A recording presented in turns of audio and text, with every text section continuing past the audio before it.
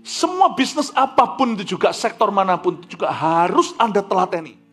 Kalau Anda tidak telateni bukan berarti ditungguin, bukan, ditungguin juga nggak tumbuh. Tapi Anda mesti terlibat berbuat sesuatu dan jadikan itu passion gairahmu. Kutu loncat tidak akan melihat berkat. Dalam kerjaan juga sama. Tidak bagus loh di resume. Kalau sebentar pindah, orang juga tanya, kenapa lu? Jadi kerja bukan hanya demi gaji. Kalau kerja hanya demi salary itu bulanan pikiran cetek. Tapi kita harus mikirkan. Esra pasal 2, daftar orang-orang yang kembali dari pembuangan. Ayat 1 sampai ayat yang sampai ayat 20, 21. Kita lihat ayat per ayat dulu. Daftar orang-orang yang kembali dari pembuangan.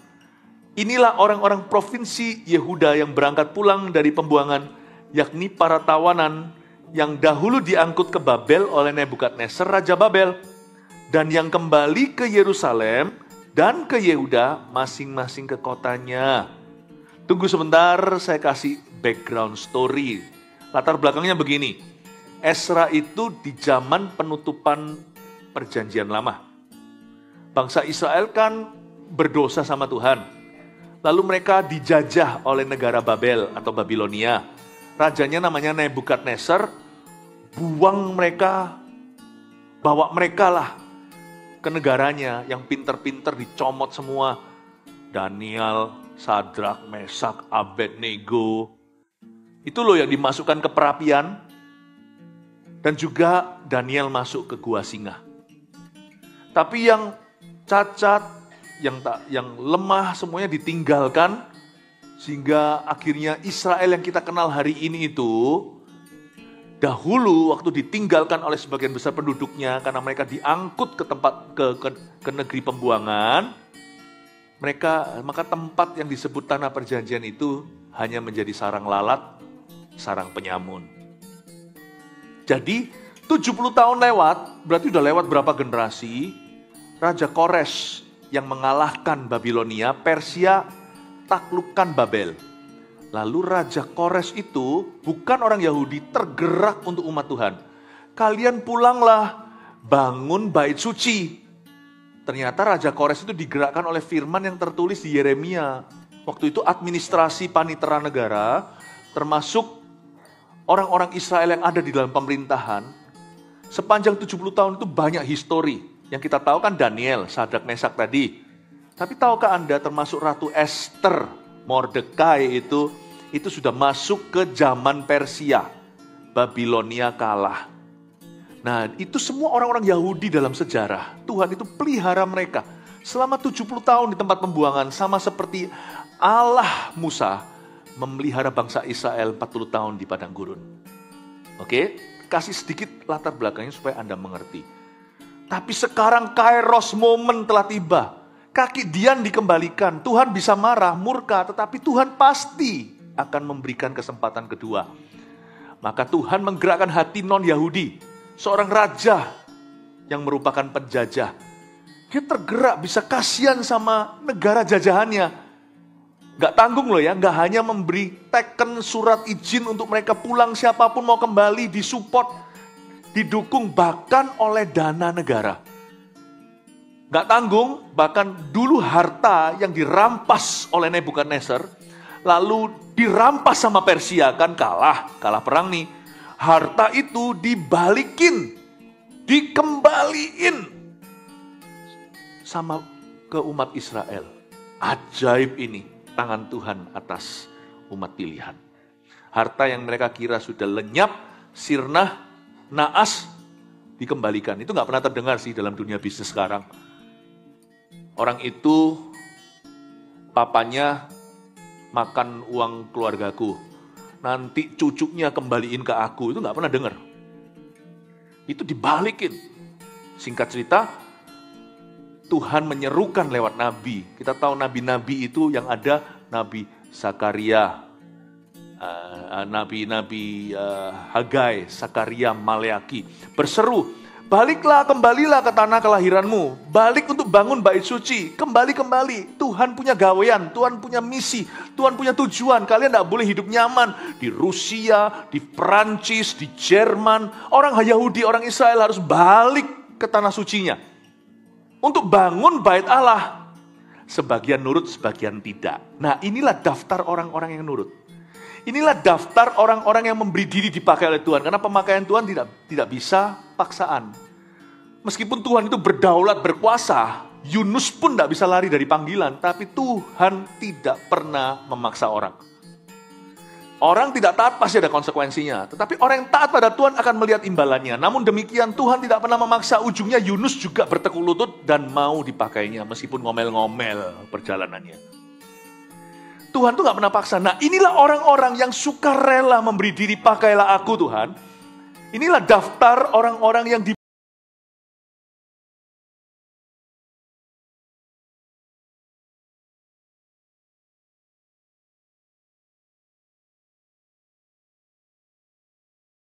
Saya akan masuk ke buku kuning.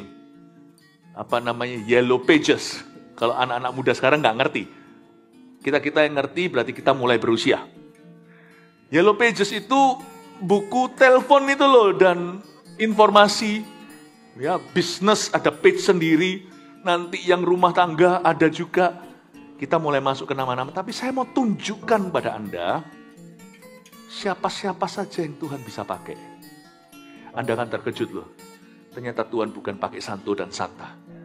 Tuhan pakai orang berdosa seperti kita, penuh kelemahan. Masih bisa kumat, bibit bobot bebetnya kurang bagus.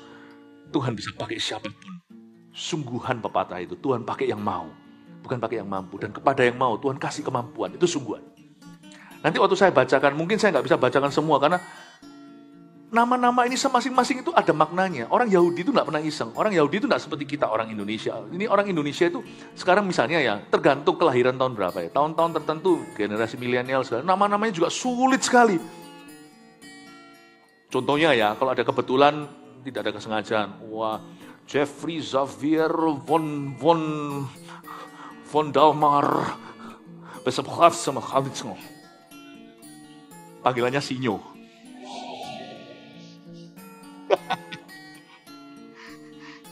Jadi kita lagi eksperimentasi, eksplorasi nama terkeren hari ini apa. Zaman dulu kan ini Budi, ini Wati, ini Iwan. Itu kan ada di textbook kita, Mbak, BI Bahasa Indonesia zaman jadul dulu. Jadi semua rata-rata namanya Iwan Budiwati. Sorry, tidak ada kesengajaan dalam semua kebetulan yang terjadi ya kan. Atau harapan-harapan Sugiharto. Sugiharta. Ada yang namanya Dermawan, tapi pelit sekali juga bisa. Anda tidak tentu nama itu bisa menunjukkan wish atau harapan papa mama. Atau mungkin papa mama cuma mau saingan aja sama mama-mama yang tunggu di luar sekolah. Nama anakku lebih panjang, yang lebih keren ya. Bahkan ada apa-apa, the junior, the second. Wah, panggilannya Noni. Oke ya, orang Yahudi enggak gitu ya. Orang Yahudi itu, nama yang diberikan pada mereka itu profetik. Selain profetik, nama yang diberikan itu biasanya menjelaskan satu era dalam hidup mereka. Kayaknya orang-orang Sumatera ada yang gitu. Ya, misalnya ada panci jatuh, maka dia jadi Budi panci jatuh. Karena pada waktu lagi kelahiran, ada panci yang jatuh dari meja. Misalnya, ada tradisi-tradisi Indonesia, ada daerah-daerah tertentu yang pakai keadaan kondisi saat itu sebagai nama untuk mengingatkan mereka situasi saat anak ini dilahirkan. Orang Yahudi ada gitunya. Jadi nama itu sebenarnya adalah refleksi jujur situasi orang itu dan keluarganya saat itu. Ini interesting sekali, makanya saya do a research, saya membuat suatu riset. Nama-nama ini bukan cari arti rahasia di baliknya, saya mencari kira-kira siapa saja yang meresponi Tuhan dan Tuhan responi balik. Tuhan pakai orang-orang itu, bahkan dimasukkan di buku Hall of Faith-nya Tuhan. Bukan Hall of Fame yang di Hollywood itu ternyata bayar itu. Jackie Chan, siapa masuk situ kan pasti akan ada iurannya. Ini enggak ada orang bisa beli Tuhan. Yang masuk di dalam sini, sungguhan yang Tuhan kenal. Ternyata saya terkejut waktu saya pelajari. These are not santo and santa, bukan orang-orang yang dianggap sempurna. Tuhan bisa pakai siapa saja supaya Anda hari ini dikuatkan, diteguhkan. Bahwa kalau Tuhan bisa pakai mereka, Tuhan bisa pakai Anda. dan saya. Mari kita lihat, inilah orang-orang provinsi Yehuda yang berangkat pulang dari pembuangan, yakni para tawanan yang dahulu diangkut ke Babel oleh Nebukadnezar Raja Babel, dan yang kembali ke Yerusalem dan ke Yehuda masing-masing ke kotanya. Mereka datang bersama-sama Zerubabel, Yesua, Nehemia, Seraya, Reelaya, Mordekai, Bilsan, Mispar, Bikwai, Rehum, dan waduh, tulisan saya apa? Ba'a. Saya tulisan di sini kok tulisannya Benana. Oh ya, mata saya main trik ya. Ba'ana bukan banana ya. Inilah daftar orang-orang bangsa Israel. Stop, sebelum ke ayat 3 kita bahas nama-nama. Saya jadi ingat, di kitab Daniel dituliskan bahwa pada akhir zaman Tuhan bukan hanya membuka satu kitab, tapi kitab-kitab yang lain. Di Wahyu ada sebutan kitab ini, kitab itu, tapi kita nggak tahu. Tapi yang paling famous, yang paling terkenal adalah namanya kitab Anak Domba Allah. Atau kitab kehidupan, the book of life. Kalau ini bukan rekayasa manusia dan pengkhotbah, ini adalah firman Allah. Barang siapa yang namanya tidak tertulis dalam kitab kehidupan, ia dibuang ke api neraka, lautan api itu. Itu ada ayatnya di kitab Wahyu 20-an.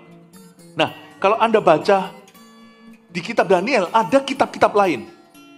Jadi ternyata kita nggak tahu apakah itu bentuknya buku, tapi kita tahu bahwa Tuhan simpan memori. Bahwa Tuhan tidak pernah melupakan jasa orang. Demikian pula dosa tidak bisa semerta-merta langsung lupa. Makanya Yesus mati di Kalvari Golgota karena Allah tidak lupa dosa orang, tapi hukuman harus diberikan, tapi anak Allah yang menanggungnya. Ada kitab-kitab lain, jadi kita tahu bahwa hidup kita itu dicatat oleh Tuhan. Bahkan ada ayatnya berbunyi, maka kita akan dihakimi menurut segala sesuatu yang kita perbuat di dalam hidup ini, baik yang baik, baik yang buruk. Semua itu ada, Tuhan itu tidak lali. Makanya Tuhan itu tahu siapa yang pernah membangun kerajaannya, Tuhan tahu siapa yang melayani, bukan berarti hidup kita tanpa masalah, tapi Tuhan itu adalah Allah yang adil dan setia. Jadi saya jadi ingat waktu ada daftar ini, mungkinkah salah satu sifat daripada daftar-daftaran seperti ini adalah yang sesungguhnya tertulis dalam kitab-kitab yang dituangkan dalam kitab-kitab lain itu. Saya bersyukur kepada Tuhan bahwa kita tidak dilupakan oleh Tuhan. Mari sekarang kita lihat orang-orang siapa aja yang dipakai oleh Tuhan. Pada saat mereka kembali ke Israel, ke tanah Yahudi, tanah perjanjian untuk bangun bait suci. Siapa aja yang memberi diri? Mungkin ada orang-orang lain atau kandidat-kandidat yang lebih layak. Mungkin ada kandidat yang lebih berpendidikan tinggi. Lebih ada orang-orang yang lebih holy, lebih suci, nggak pernah buat salah fatal dalam hidupnya, orang yang fine-fine saja alias alim. Anda akan terkejut. Orang-orang itu nggak muncul karena mereka tidak memberi diri. Termasuk mungkin orang yang lebih kaya, nggak tentu. Kaya miskin bukan takaran untuk Tuhan memakainya. Tapi kondisi hati. Dari sini kita pelajari beberapa hal. Orang-orang yang punya masa lalu dan orang-orang yang punya masa kini tidak sempurna, masa depannya berubah karena dia berserah diri penuh pada Tuhan. Hatinya itu diserahkan kepada Roh Kudus. Kita lihat sekarang ayat yang ketiga. Bani Paros, 2.172 orang. Katakan Paros. Jangan kasih nama anakmu Paros. Ya. Nanti dibully sama teman-temannya, hai Kropos. Tapi Paros di sini, nama-nama yang saya akan segera bahas dengan Anda, ini adalah nama-nama ini nama-nama Jewish, nama-nama Yahudi, karena mereka 70 tahun di negeri orang, sudah kecampur baur, ada juga yang bau-bau Babilonia. Ada juga yang nama-nama yang sifatnya Persia, Irak-Iran sana. Jadi Anda tahu ya, nama-nama ini tidak semuanya sepenuhnya Aramaik atau Hebrew atau Ibrani, enggak. Nama-nama ini campur baur. Sama sekarang di Indonesia zaman dulu, ya, zaman dulu ada petenis, bulu tangkis. Zaman saya masih kecil, namanya Lim Swee King.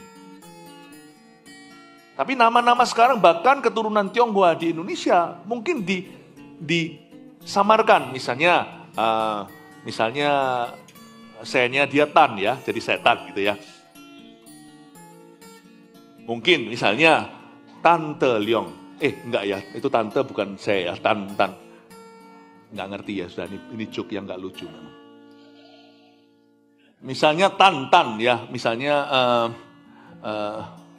Tanto Handoko. Sayanya ternyata tak.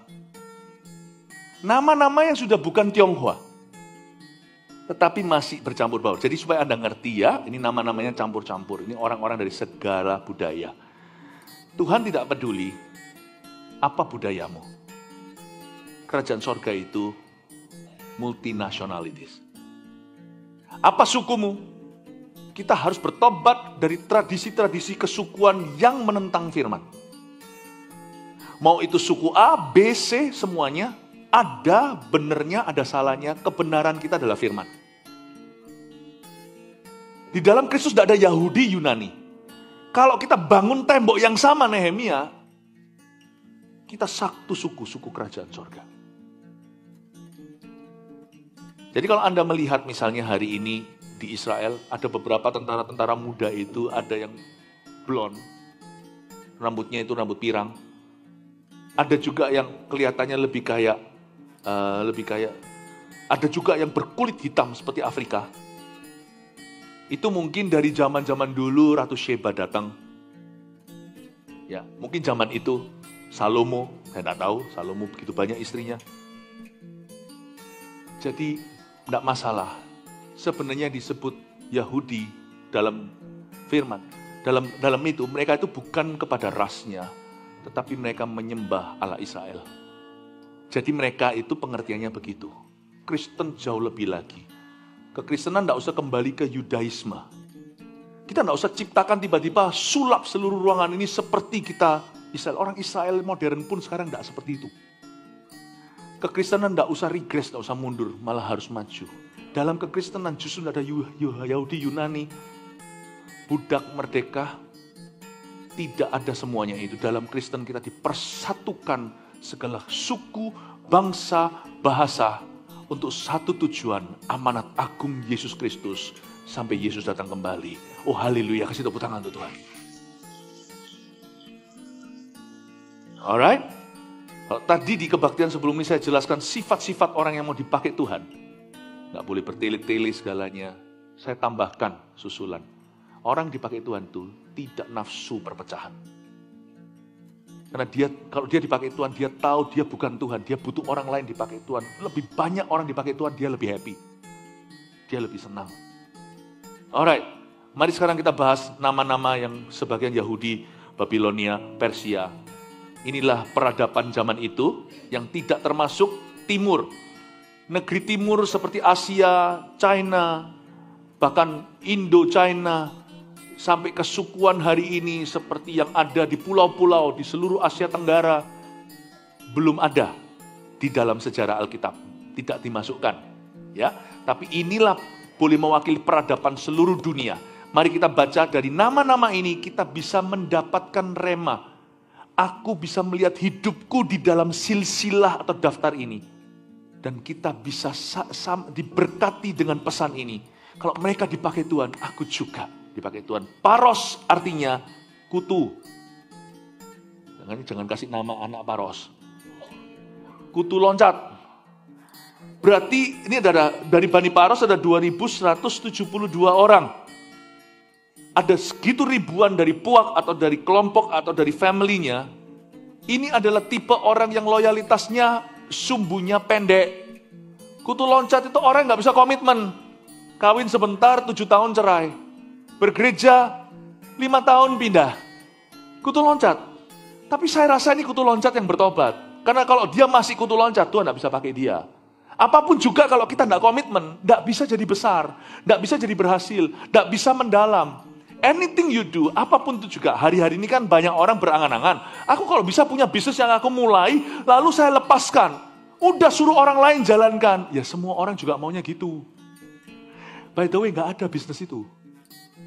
Semua bisnis apapun itu juga, sektor manapun itu juga harus Anda telateni. Kalau Anda tidak telateni, bukan berarti ditungguin. Bukan, ditungguin juga gak tumbuh. Tapi Anda mesti terlibat berbuat sesuatu dan jadikan itu passion gairahmu. Kutu loncat tidak akan melihat berkat. Dalam kerjaan juga sama. Tidak bagus loh di resume. Kalau sebentar pindah, orang juga tanya, kenapa lu?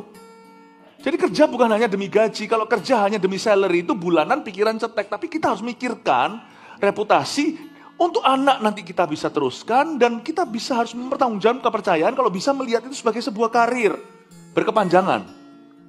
By the way, kalau pelayanan full timer beda sedikit. Kita nggak boleh menganggap itu karir, itu pengabdian. Kita yang di dunia pekerjaan, di marketplace juga tetap pengabdian pada Tuhan, tapi lihatlah itu sebagai karir berkepanjangan. Jadi hitung rugi, untung rugi jangan dihitung sekarang. Ya. Tapi kutu loncat tidak akan melihat berkat. Apapun yang Anda cuman ecek-ecek kaki, tidak akan ada favor Tuhan di dalamnya. Bukan berarti kerja keras kita itu harus ada susah payah mengikuti. Berkat Tuhan yang membuat kaya, susah payah tidak menambahinya. Maksudnya, berkat Tuhan itu diterima bukan karena kita layak atau karena usaha kita. Tuhan akan memberi kita favor yang kita tidak pernah layak menerimanya. Tapi Tuhan itu tidak pernah memberkati orang malas. Dan orang yang tidak bisa komitmen, tak akan bisa bertumbuh. Peduli amat, sana mau keliling KKR, cari pendeta terbesar seluruh dunia, suruh tumpang tangan. Bocor semuanya, tidak ada salah dengan urapan mereka. Tapi sampai ke orang yang tidak komitmen, itu pintu belakangnya lebih gede dari gerbang luarnya. Anda lihat, orang yang gitu tidak pernah bisa bertumbuh. Sungguhan. Paros, tapi kenapa Paros ini menjadi orang ke-1 yang disebut? Bani Paros sekian ribu malah. Ini adalah kutu loncat yang bertobat. Dulu dia itu suka pindah-pindah. Dulu orangnya itu tukang kecewa. Selalu dikit-dikit putus asa, lalu kepahitan lagi. Tapi Bani Paros telah mengalami transformasi. Dulu kutu loncat, sekarang orang yang komitmennya berat. When he commits to something, dia loyal. Makanya ada ayatnya berbunyi seperti ini. Orang baik itu banyak. Orang setia susah cari. Amsal.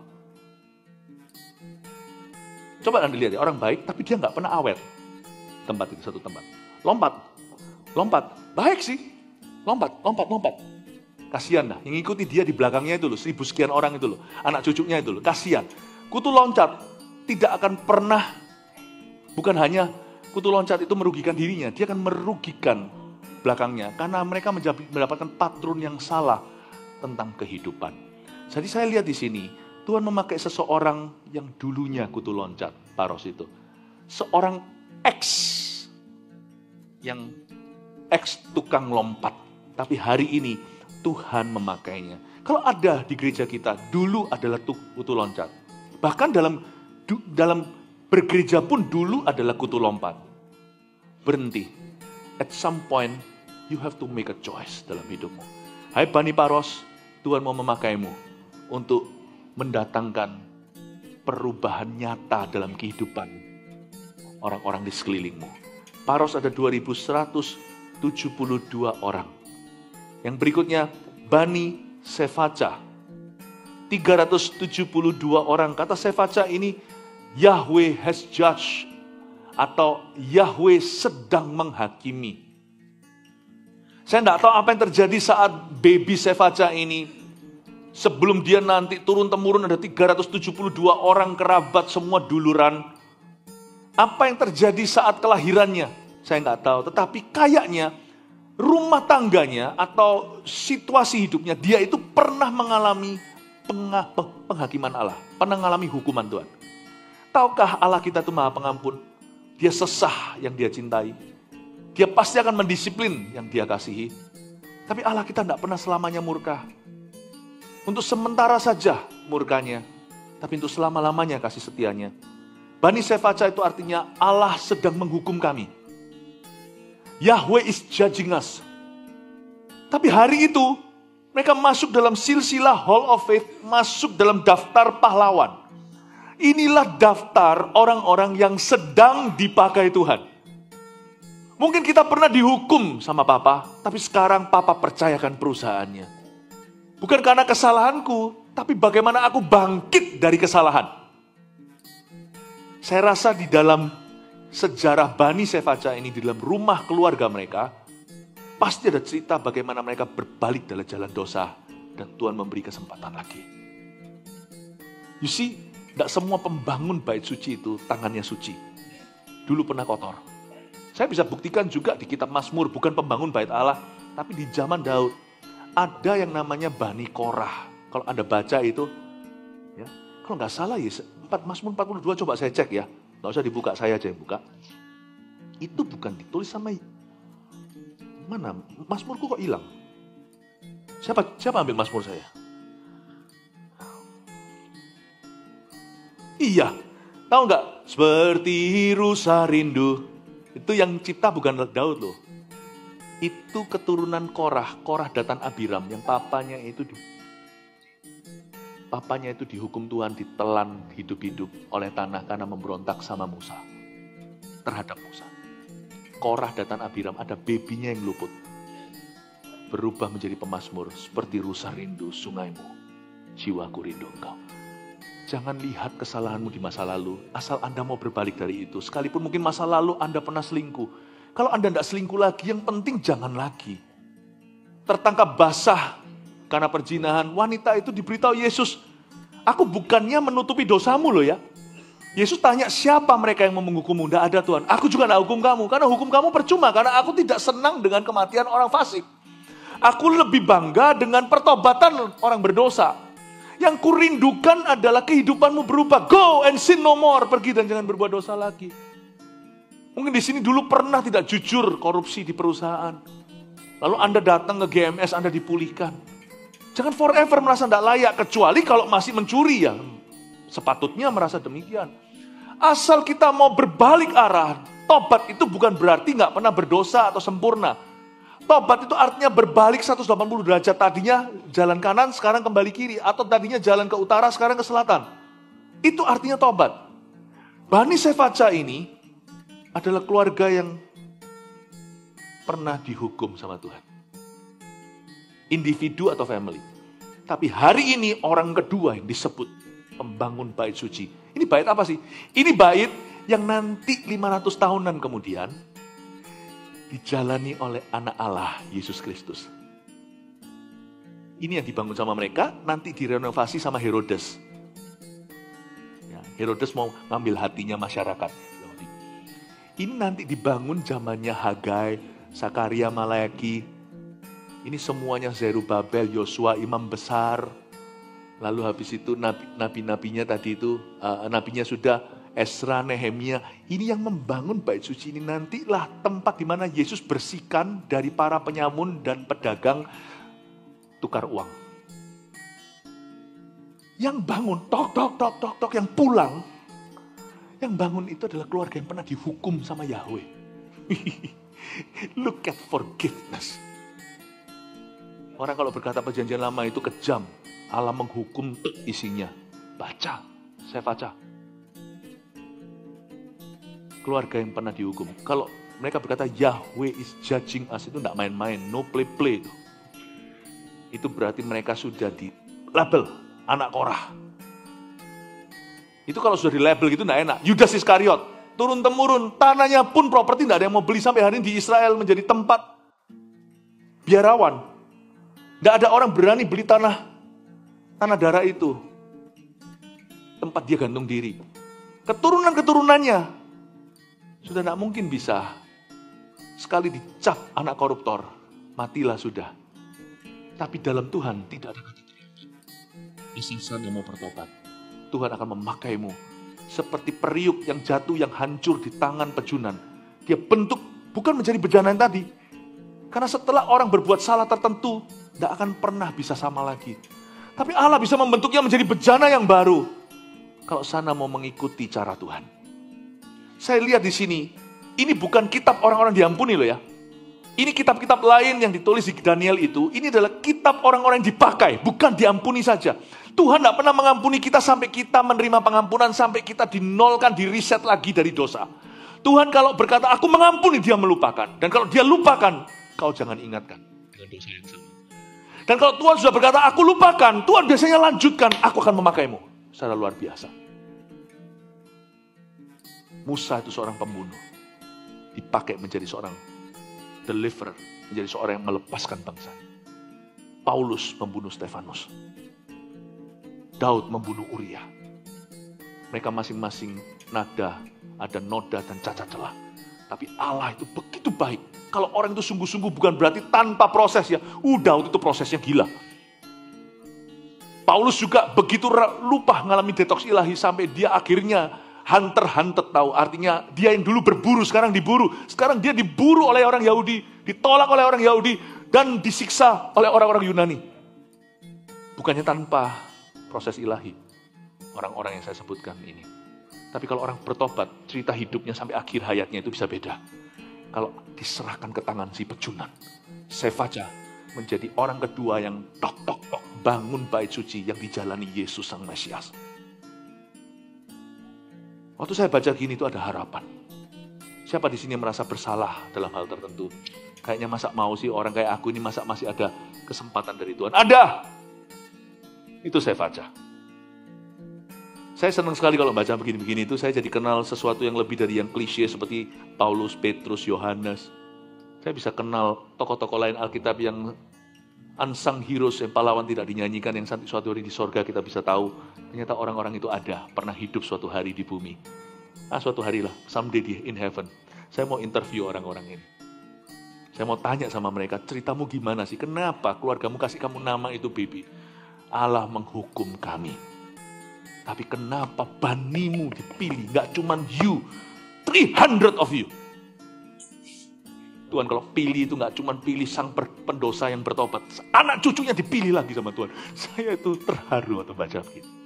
Oke, lanjut setelah saya baca. Ya, nah saya baca silakan kalau Anda mau kasih nama anak Anda saya baca. Oh ya jangan ya, jelek ya.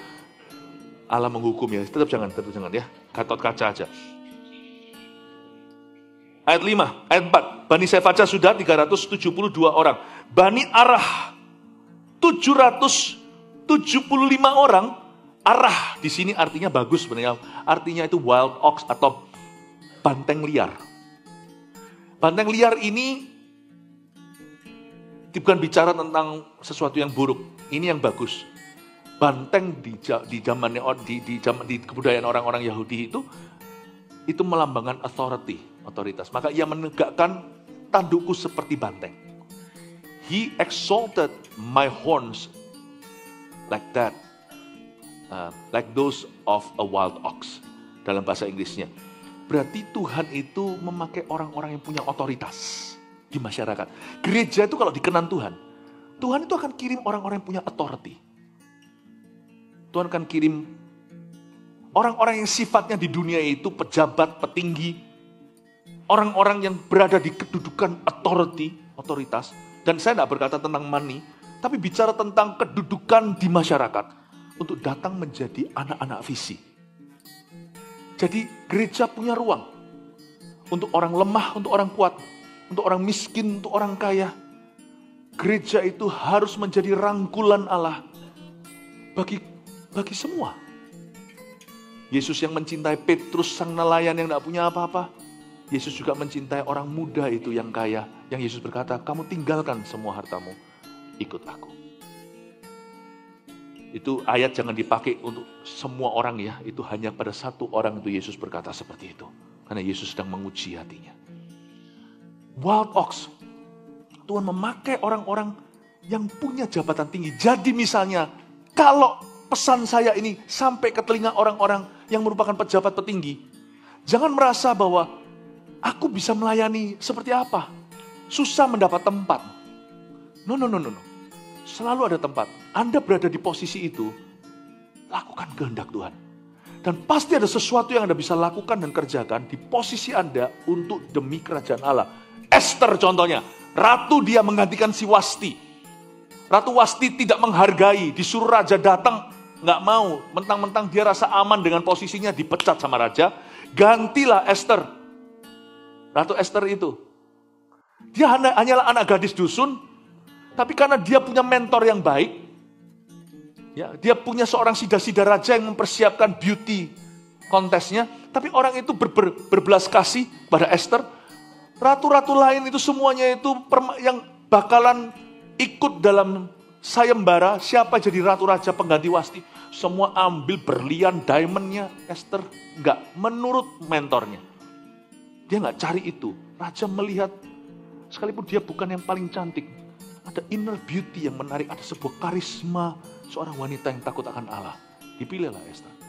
Waktu Esther sudah di situ, Mordekai yang sudah seperti pamannya padahal sepupu, dia adalah orang tua asuh karena jauh lebih tua, cousin tapi older. Lalu beritahu sama Esther, kamu bantu ya, kamu ada di sini itu untuk bantu orang Yahudi itu mau dipunahkan. Nggak mau. Sorry kok, Kak, takut aku. Nanti aku mati gimana? Mordekai ngamuk, karena Mordekai yang bijaksana. Sebenarnya itu lakonnya itu Mordekai, itu bukan Esther. Mordekai bilang, kamu jangan kira kamu di istana, kamu tidak binasa. Pertolongan akan datang dari tempat lain. Tapi kalau kamu amankan jabatanmu, kamu tidak lebih takut akan Tuhan, lebih takut sama rajamu, lebih takut sama orang, lebih takut sama manusia, bahkan lebih takut sama rakyat, kamu pun akan binasa. Pertolongan akan tetap datang dari tempat lain. Umat Tuhan tidak akan kehabisan bantuan. Karena Allah yang berkepentingan. Esther berkata, baiklah kalau gitu, dia beritahu sama dayang-dayangnya, aku tidak makan apa-apa, 3 hari aku puasa, aku akan menghadap raja.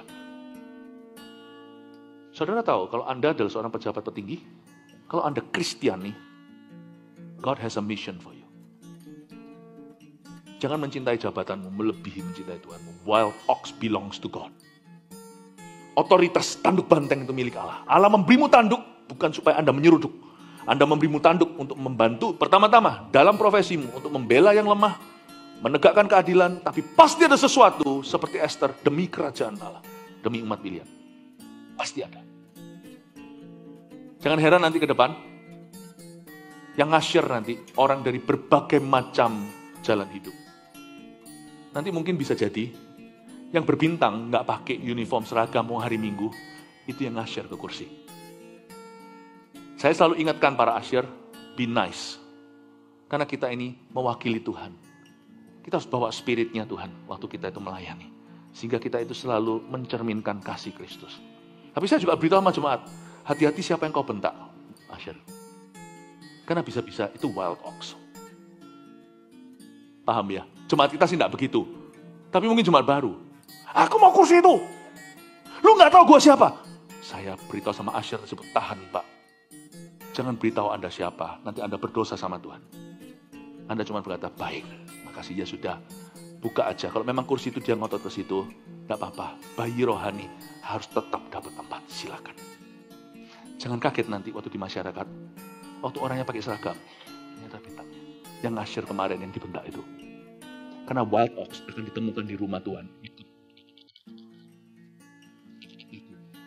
Untuk membangun ministry, tetap akan sama. Amin Bapak Ibu, paham ini ya, nangkep ini ya.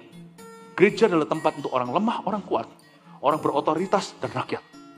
Gereja adalah tempat di mana kita sama-sama masuk dalam hadirat Allah dengan merendahkan hati dan berkata, aku mau berguna bagi kerajaan surga. Amin Bapak Ibu Saudara. Saya ngomong gini karena sekarang ada beberapa wild ox yang akan segera jadi CGL. Wah, puji Tuhan, saya cuma beritahu, sembunyikan aja identitasmu. Nanti semua orang jadi takut. Jadi CGL berikutnya, baik siapa? Padahal nggak siap. Karena takut, karena tahu dia siapa. Karena itu dia harus profesional, taruh statusnya di dunia. Waktu masuk ke gereja, wild ox, only kendaraan tunggang Allah. Seperti keledai yang Yesus tunggangi masuk ke Yerusalem, mereka berseru, Hosana, Hosana. Amin Bapak Ibu Saudara. Jadi jangan heran kalau kita melihat gereja itu diberkati oleh Tuhan dengan kepercayaan. Nanti ya berbagai tipe orang itu datang untuk melayani di dalam gereja itu. Karena itu mari kita sama-sama mawas diri di hadapan Tuhan. Mari kita sama-sama bekerja sama. Baik Sefaca, Paros maupun Arah. Sama-sama kita melayani Kristus di dalam gereja ini. Kasih tepuk tangan untuk Tuhan Yesus. Ada sesuatu yang heran tapi. Bani Arah 775 orang, namun di Nehemia 7 ayat 10 mereka hanya berjumlah 652, Alkitab tidak mungkin salah. Esra datang dulu, Nehemia datang nanti. Ditulis di sini, wild ox itu nggak tanggung-tanggung, ada 775 orang. Ini dari keluarga petinggi semuanya, yang ikut pulang bangun rumah Tuhan. Ini luar biasa.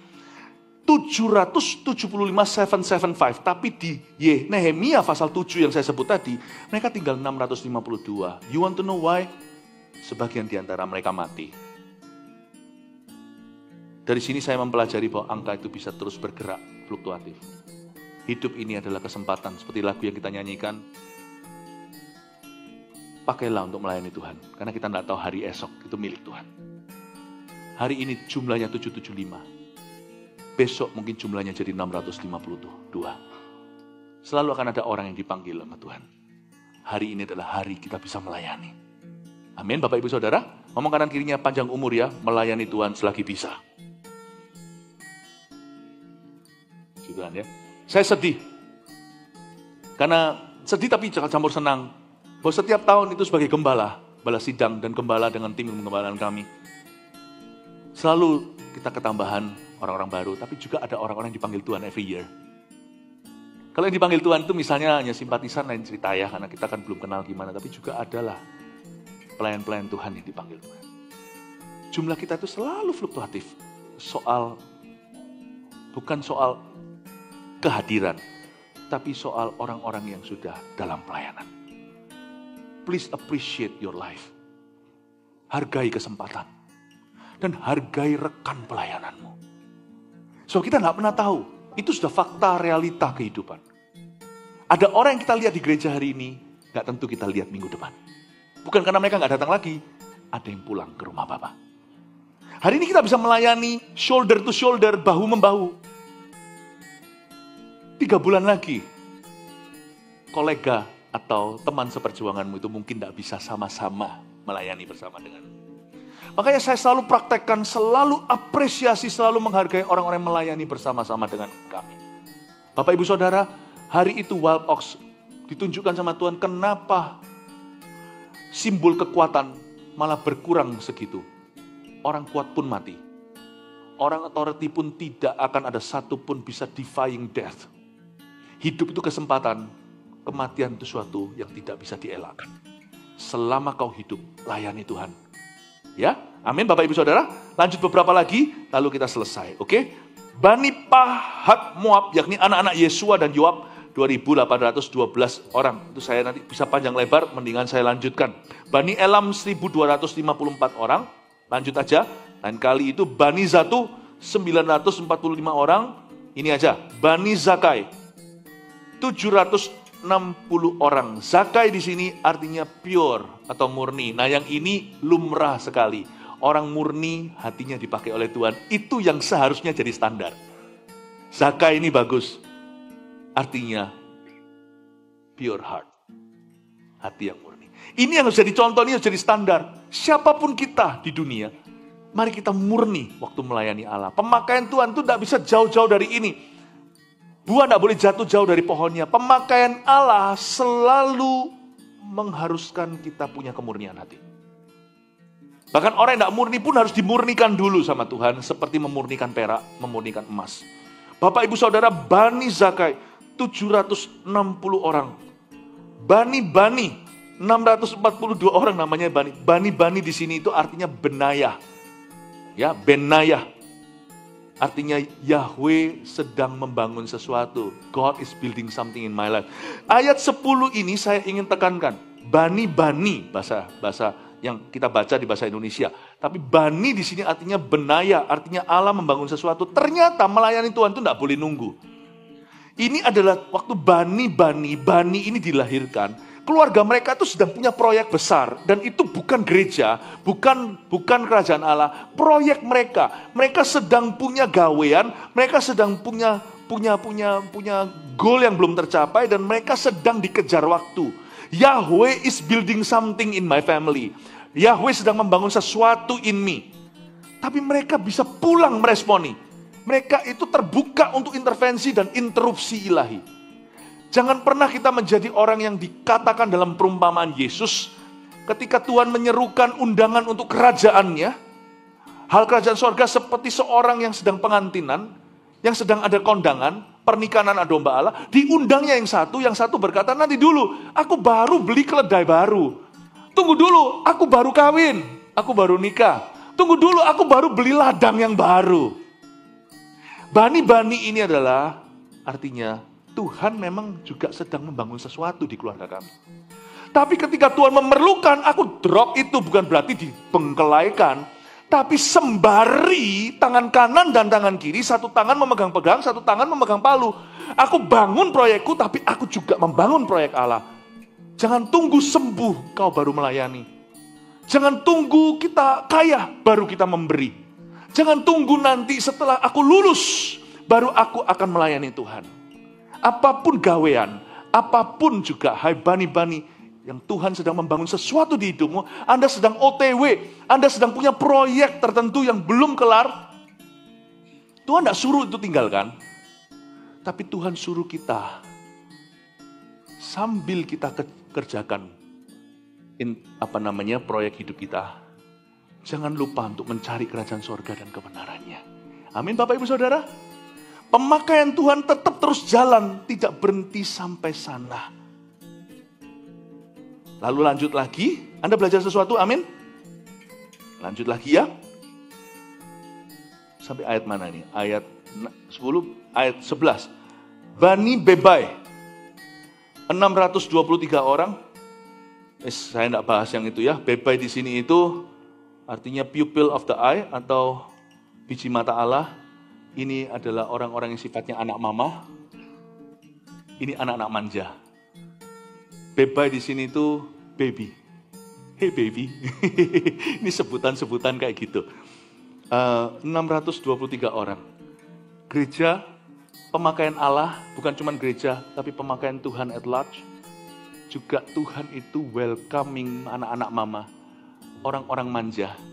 Tuhan akan bentuk dalam ministry.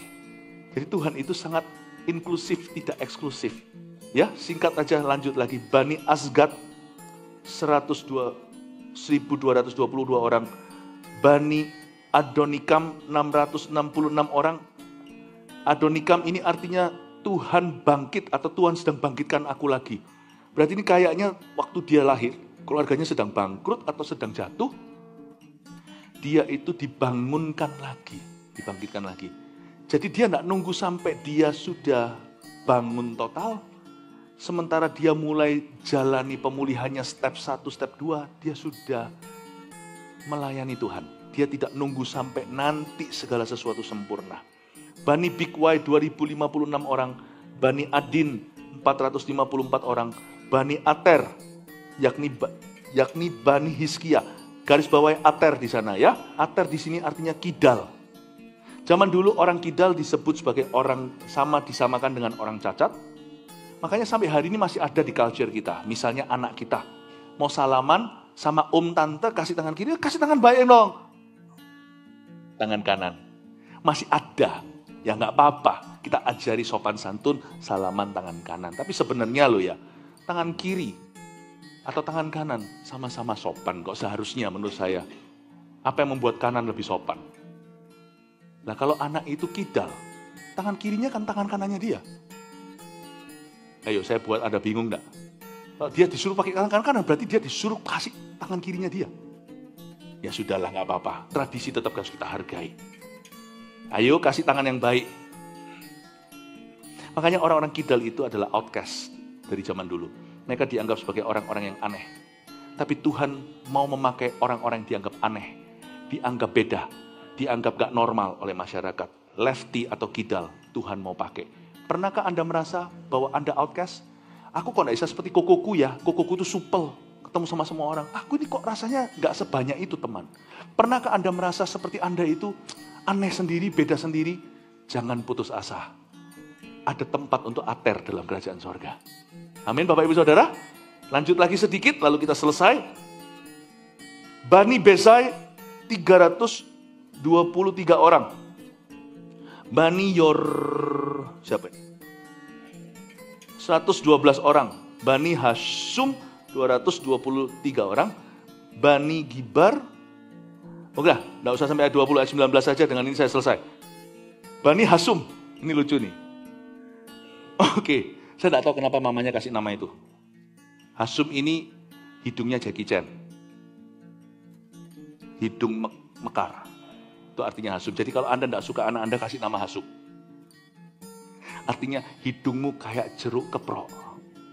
Itu artinya Hasum, oke? Bapak Ibu Saudara, pernahkah Anda merasa ugly? God wants to use people who feel ugly. Tuhan mau pakai orang-orang itu. Ada kesempatan untuk dipakai Tuhan dalam kerajaannya. Saya nggak bisa buka lagi, tapi nanti di ayat-ayat berikutnya, saya lompat aja ya. Ada juga yang ayat 51, Bani Bakbuk, Bani Hakufah, Bani Hasil, tak ceritain ya. Ini di sini artinya fat. Ini nama, ini makanya saya tidak bilang ini namanya semua nama Yahudi, ini namanya campur baur sudah. Ini artinya fat tummy. Jadi ada yang dikasih nama broad nose, hidung mekrok, ada yang dikasih nama fat belly. Tapi orang-orang ini dicatat sebagai pahlawan oleh Tuhan. Kalau Anda pernah dibully, kalau kita ada yang merasa diri ugly, bukan seorang yang berpenampilan gimana, jangan Anda putus asa, karena dalam kerajaan Allah, Tuhan ingin memakai orang-orang yang dihina. Tuhan ingin memakai orang-orang yang jatuh. Tuhan ingin memakai orang-orang yang berdosa. Tuhan pakai orang-orang yang lemah, tapi Tuhan juga bisa pakai orang kuat yang berserah. Allah kita bisa memakai kelebihan kita, Allah kita bisa sanggup memakai kelemahan kita. Tahun 2025, sebelum penghujung tahun ini, kita semua punya kesempatan yang sama. Yang hidungnya sudah dibenerin di Korea, sama yang hidungnya hasum, masih orisinil jeruknya. Mereka yang six pack dan yang bakbuk, yang vetami, Tuhan bisa pakai semua karena Allah tidak mengagumi penampilan. Bukan hartamu yang bisa membuat Allah memakaimu, dan juga bukan kemiskinan hartamu yang bisa membuat Allah tidak memakaimu. Allah bisa memakai kita semua. 2025 dan di tempat yang baru nanti segera kita injak di situ. Everyone has equal chance dipakai oleh Tuhan. Amin Bapak Ibu Saudara. Saya berharap berdoa supaya firman ini menunjukkan pada kita siapa-siapa aja yang pernah dipakai Tuhan.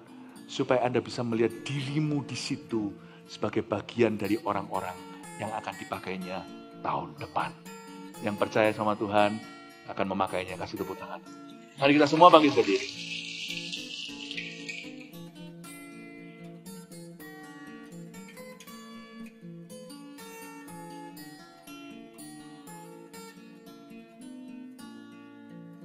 Mari kita terapkan suatu sifat, memasuki gedung yang baru. Mari kita pakai satu sifat. Kita buang semua kesombongan, dan kita buang semua keminderan. Tempat baru kita bukan ganti baju baru. Dan tahun baru juga bukan ganti jubah baru.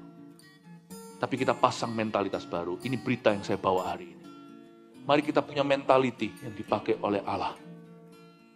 Mari kita siapkan diri kita. Masing-masing kita dipakai oleh Tuhan. Sebagian di antara kita merasa akulah saya baca itu. Sebagian lagi merasa akulah Paros itu. Iya ya Pastor Philip, aku itu gitu dulu. Ini gereja kesekian. Udah berhenti, jangan kesekian kali lagi. Pastor Philip, mungkin di antara sini, akulah Wild Ox itu. Aku punya kedudukan. Aku hari ini mau belajar merendahkan di hati teman Tuhan, menemukan fungsiku dan pemakaian Allah. Aku tidak akan sombongkan kedudukanku, malah aku sekarang mulai melihat apa ya tujuan Tuhan, kenapa aku taruh di situ. Pastor Philip, saya hasum. Saya ini merasa saya itu nggak cukup. Pendidikanku juga kurang. Bukan hanya penampilan. Aku itu merasa minder-minder melulu, bertobatlah hasum. Bertobatlah babuk. Kalau Anda tidak bertobat, nanti Anda akan merintangi orang di belakangmu. Keminderan itu roh nanti akan ditularkan ke anak cucumu. No, I know I'm not pretty. I know I'm not handsome. Saya bukan rupawan. Aku tidak pintar. Tapi apa yang kupunya 5 roti 2 ikan kuserahkan. Aku minta tahun depan, mulai tahun depan ini aku akan melihat terobosan baru. Hidupku akan dipakai Tuhan. Yang penting aku janji, aku akan tekun. Aku akan sungguh-sungguh apapun yang dipercayakan kepadaku. Aku tidak minta 5 talenta. Orang lain punya 5 talenta, aku tidak iri. Aku punya 1 talenta, aku akan pertanggungjawabkan, tidak tak sembunyikan di bawah tanah. Aku akan gunakan. Aku akan belajar lagi. Aku akan minta diajari. Sampai aku mahir. 1 aja, orang lain punya 5 nggak apa-apa. 2 mungkin. Atau lebih. Aku 1 aja, tapi aku mau mahir di situ. Inilah kesempatannya. Aku tidak mau buang lagi. Aku adalah Hasum itu, aku adalah Bakbuk itu. Aku tidak mau lagi selalu kalah, selalu di bawah. Aku tidak kompetisi, tidak pembuktian diri. Cuman aku tahu bahwa hari ini saya diajari di dalam gereja. Aku punya kesempatan yang sama. Aku punya kesempatan yang sama. Dan kalau mereka, Bakbuk dan Hasum ini, bisa punya 300, 700, sekian ribu segalanya. Orang berkata yang cantik, yang rupawan itu nanti yang tidak, yang dapat jodoh dulu, tidak tentu. Aku percaya Tuhan juga menyediakan kalau aku belum punya jodoh dan pasangan. Siapa bilang yang tercantik itu justru yang dapat dulu? Nggak tentu loh ya, yang rupawan bisa berat jodohnya. Kalau mereka tidak tepat hatinya. Saya percaya, aku tidak mau lagi dikutuki dengan semua pikiran-pikiranku yang salah. I'm free. I'm a son of God, aku anak Tuhan. I'm a child of God, aku anak Tuhan. Aku juga adalah heir to that promise. Aku juga adalah ahli waris janji. Aku anak Abraham dalam Yesus Kristus Tuhan. Aku akan terima janji itu. Pakailah aku Tuhan. Masukkan aku di dalam daftar orang-orang yang akan kau pakai dan kau jadikan berkat. Amin Bapak Ibu Saudara.